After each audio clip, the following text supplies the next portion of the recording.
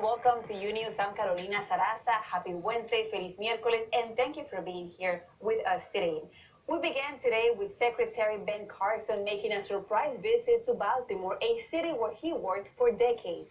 This comes just days after President Trump made controversial comments about Baltimore and Congressman Elijah Cummings. Pedro Rojas is live. The second debate is on the books. The gloves came off over healthcare and immigration. Andrea Linares has a recap. And half of the debate pairs up two candidates who clashed in the first debate. Senator Kamala Harris and former Vice President Joe Biden. He's the significant front runner right now, but his name did not come up at all in night one. Caro, now back to you. Thank you, Andrea, for that report.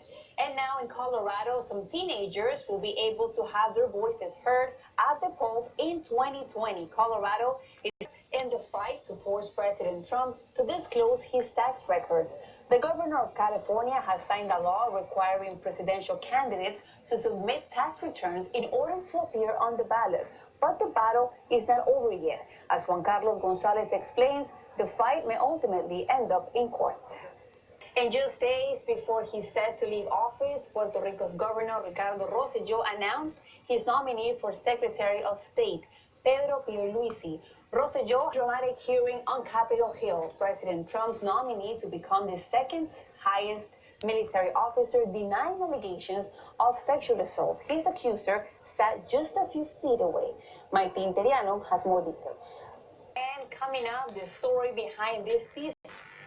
And welcome back to Unews. Police in California believe the man suspected of a deadly mass shooting acted alone. Meantime, the families of those who were killed at the Gilroy Garlic Festival are remembering their loved ones. Luis Mejid has more. Thank you, Luis, for that report. Now, a wildfire in southwest Oregon has grown to more than 12,000 acres. The fire, a California artist, has a very unique vision of the wall and made it a reality. For 30 minutes, seesaws were placed between the border fence so kids on both sides could play together. Joyce Garcia has more. The ACLU is asking a federal judge to block the Trump administration from continuing to separate migrant children from their families. According to court, the professional boxer from Mexico was taken into custody by Border Patrol during a traffic stop in the Florida Keys, and now he has a different fight on his hands. Tagni Noriega has more details. And coming up, a sting. And welcome back to Unews. Today we have new details in that deadly shooting in a Walmart in Mississippi. We are learning more about the two victims killed by a man who opened fire, injuring a police officer before he was taken down. Nidia Cavazos has more. Rapper A$AP Rocky is back in court for day 2 of his assault trial. Prosecutors say arrested dozens of men after attempting to have sex with minors. The operation was caught on camera as the sex offenders arrived at the meetup place and instead found detectives waiting. Lorraine Cazares has the images. This is the 6th time that authorities in Sarasota County conduct this type of sting, and they expect to continue. These men were looking to have sex not only with girls, but also young boys, and authorities say for some, the intention was to also traffic the children. Carolina? Thank you, Lorraine, for that report and those recommendations. Now, in Ohio, a bizarre story involving animals. An elderly woman has been sentenced to 10 days in county jail for feeding stray cats. Joanna Uzma has the details and the reaction from the family. An Oklahoma woman is accused of kicking an officer in the groin. The incident began over a fight for a ticket over a broken tail light, but it soon escalated with the officer tasing that woman. David Romo has more details.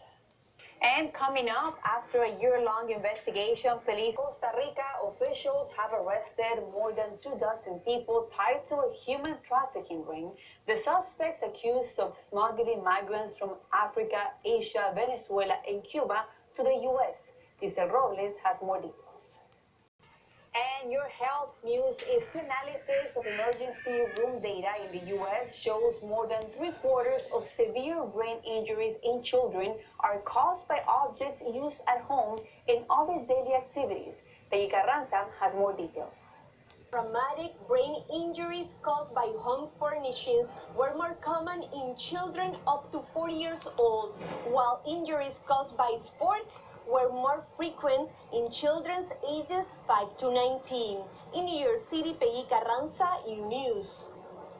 Thank you, Peggy, for that report. And up next, confession.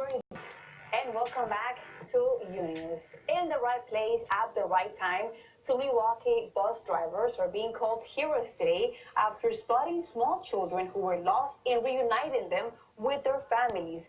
Angie Sandoval has more on this story. Those two drivers are heroes and angels, I would say. And if you have meal delivered to you, there's a good chance your driver has been nibbling on your food. Mirita Murungi dives deeper into the new study. In your entertainment news, space is apparently not off limits for a future Fast and Furious movie. The spin-off at Unews. Thank you so much for watching.